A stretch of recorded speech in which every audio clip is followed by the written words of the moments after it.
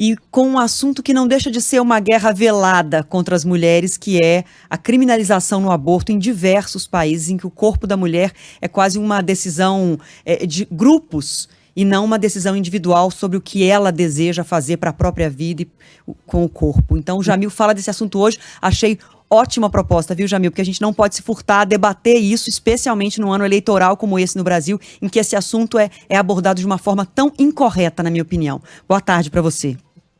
Boa tarde, Adriana. Boa tarde, Fábio. Boa tarde a todos. E não é nossa abordagem, Adriana, é da OMS. A OMS que hoje publicou as suas novas recomendações sobre justamente a questão do aborto. A OMS, a Organização Mundial da Saúde, que tomou uma postura técnica, uma postura científica e uma postura de salvar vidas. Essa é a explicação, pelo menos é assim que a OMS, inclusive, apresenta o seu novo guia. E qual é o ponto número 1, Adriana, das recomendações? São 50 recomendações, são 50 orientações sobre como lidar com a questão do aborto. A recomendação número 1, descriminalizar o aborto. Essa é a recomendação, a primeira recomendação, colocada inclusive na lista como sendo prioritária para salvar vidas. Insisto, da OMS, da Organização Mundial da Saúde. Nós não estamos falando de uma entidade particular, de uma entidade de direitos humanos específica de algum lugar do mundo, nós estamos falando da OMS. Por que descriminalizar? Pelo menos dois motivos, Adriano. Primeiro, descriminalizar tanto a situação da mulher como dos médicos e das pessoas que tenham participado eventualmente do aborto, ou seja, de toda a equipe médica e também da mulher. Entre os vários argumentos, achei um muito interessante, que é retirar daquelas mulheres que perderam os filhos, tiveram um aborto natural, a suspeita de que tenha sido um aborto ilegal sendo praticado. Ou seja, você retira, pelo menos é a avaliação da OMS, você retira o peso justamente de que exista algum tipo de suspeita que, na verdade, aquilo ali foi um aborto realizado pela mãe ou pela qualquer uma das partes envolvidas e que, portanto, aquele peso da suspeita fica sobre a mulher. Outras recomendações: garantir acesso aos serviços básicos de saúde, ou seja, não fazer de forma secreta, em algum porão, em algum local secreto, sigiloso, longe dos atendimentos básicos fundamentais. E um outro ponto também importante, a OMS é contra um período de espera, ou seja, não há qualquer tipo de recomendação para que se espere, para que a mulher pense, para que haja um consenso, etc. Não, é para ser feito no momento que a mulher decida fazer, se ela optar por fazer, pelo motivo que seja.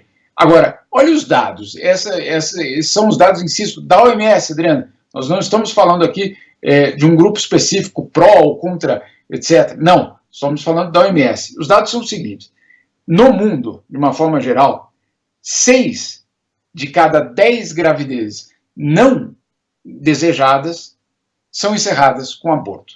60%. Ou seja, é um número gigantesco. Agora, vamos pegar todas as gravidezes desejadas e não desejadas. De cada 10, 3 terminam em um aborto.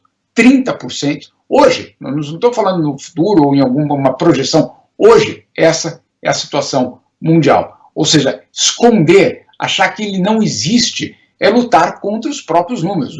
Os números mostram, de cada 10 mulheres que engravidam, 3 vão terminar a gravidez por meio de um aborto. Agora, qual é o problema disso tudo? Entre outras coisas, e essa é a parte central da OMS, 45% de todos os abortos são feitos de forma insegura. 45%. E por ano, Adriana, a estimativa da OMS é de que pelo menos 39 mil mulheres morrem ao realizar um aborto inseguro. Praticamente 40 mil mulheres por ano que morrem ao realizar um aborto inseguro. Esses são os dados da OMS. É isso que a OMS quer evitar, justamente a morte dessas mulheres e, claro, um atendimento básico adequado. E por isso, o ponto número 1 é, segundo a OMS, descriminalizar o aborto. É isso, porque a contradição, Jamil, está justamente nesse ponto. Quem é contra o aborto por questões pessoais, religiosas, crenças pessoais, diz que defende a vida e tenta impor uma crença pessoal a todos. O que eu não consigo compreender.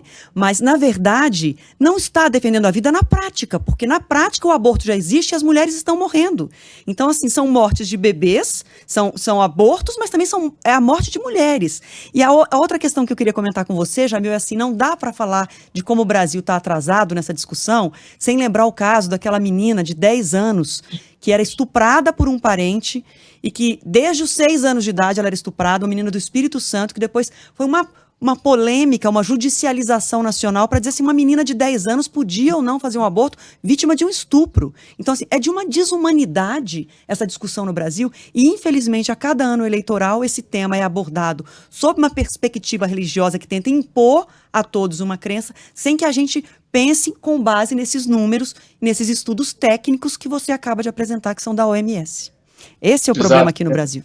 Eu concordo, esse é o ponto central, porque, de fato, discutir religião não cabe, discutir opção pessoal não cabe. Aí eu concordo, é uma opção pessoal, sim, é uma opção de cada pessoa, de cada mulher, de cada família. Muito bem, está muito bem. Agora, os dados mostram que as mulheres estão morrendo, né? Essa é a verdade, esses são os dados compilados pela própria OMS. E a OMS, que nela, na entidade, a gente acha que, né, estamos falando dos países ocidentais, que sim ou não, religião ou não. Não, nós estamos falando dos países do Oriente Médio, onde a mulher tem limitações em direitos extremos, né? Alguns lugares acabam de permitir que vocês possam dirigir, né? Imagine só determinar o destino do seu corpo, né? Imagina, nem dirigir, nem viajar sem a companhia do pai, marido, irmão ou filho, né? Tudo isso ainda é realidade. E mesmo assim, a OMS vai lá e apresenta esses números. Por quê? Porque esses números não são ideológicos, eles são os números da saúde pública. Esses são os números que ela coleta, a partir, claro, da sua rede mundial, e traz justamente esses números. Insisto, 40 mil mortes de mulheres por ano no mundo por conta de abortos inseguros. E aí, se a gente pega, vamos falar, não, então vamos proibir, não existe, não tem como autorizar, muito bem. Olha o que mostram os números. Os números mostram de que cada 10 mulheres que engravidam no mundo, 3 terminam basicamente a gravidez com um aborto. Ou seja, ele existe, não há como negar. Ele está presente, ele é uma realidade. Agora, é uma questão de saúde pública, é uma questão de proteção também dessas mulheres. É por isso que a OMS coloca dessa forma. Ela não vai ao ponto de dizer países legalizem o aborto. Não é isso. Não é isso. Mas é descriminalizar. Ou seja, você não infringir, por exemplo, numa mulher, no médico, na enfermeira ou em qualquer parente envolvido na história, uma pena de, por exemplo, assassinato, né? De algo parecido que poderia gerar, obviamente, uma pena de prisão de vários anos.